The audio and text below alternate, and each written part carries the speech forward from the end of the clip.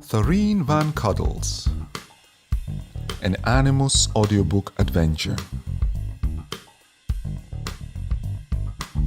Thoreen's adventures so far. Thoreen's projection follows the fiend into his lair, where he proceeds to offload his snoring captive. The dragon huffs and puffs with effort, taking great care not to awaken the enormous cat.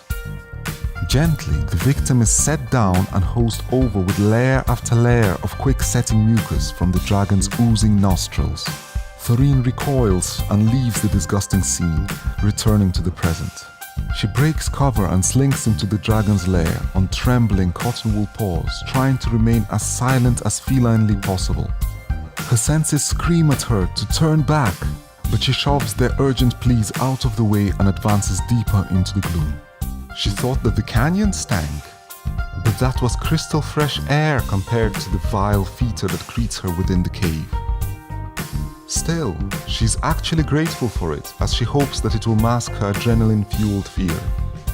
Leaving empty-handed is not an option. She can feel Marina's presence nearby, but the cavernous space is huge, gloomy, and she must tread carefully, avoiding puddles of ooze and the strange statues that seem to be just everywhere. Suddenly, icy claws grip Thoreen's heart as she realizes that she's being watched. Life of a Healer. Chapter 5. The Slimy Secret. In horror, Thoreen stares at one of several large jars which watches her intently. Actually, it's the jar's occupants watching her while they bob about gently. Inside, sleep-deprived, red-veined and turgid with sickly bloat, pairs of disembodied eyeballs wriggle about and float. Like bizarre tadpoles, the peepers scrutinize Thoreen from each jar. As she moves on, they try to follow, but they can only bob on so far.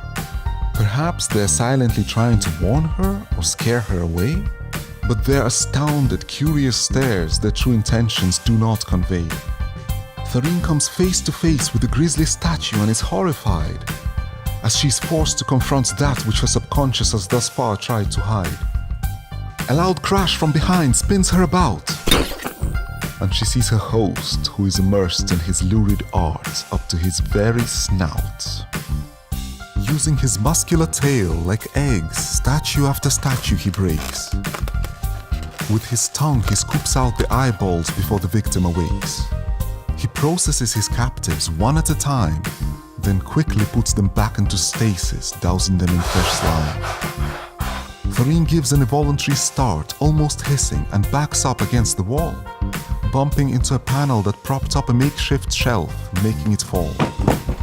A sculpture tumbles down from a considerable height, but it bounces rather than shatters as Thoreen thought it might.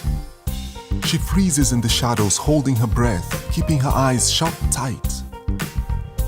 The reptile flows over, scales grinding, a guttural gurgle rising in his sinuses as he prepares for a fight. Squinting, she wonders if the eyeballs will give her away. For a few anxious moments, all Thoreen can do is pray. But the spectators prove to be much smarter than Thoreen had feared. They are all fixated on the mouth of the cave as though that way someone had just fled. The dragon bounds off in pursuit of the imaginary intruder seizing upon this clue.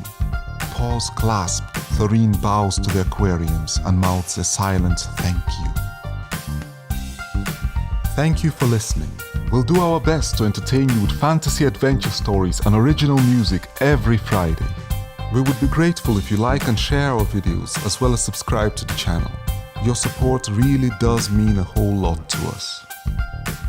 Check out the video's description if you're interested in our books or the equipment we use to create the artwork and music for this channel.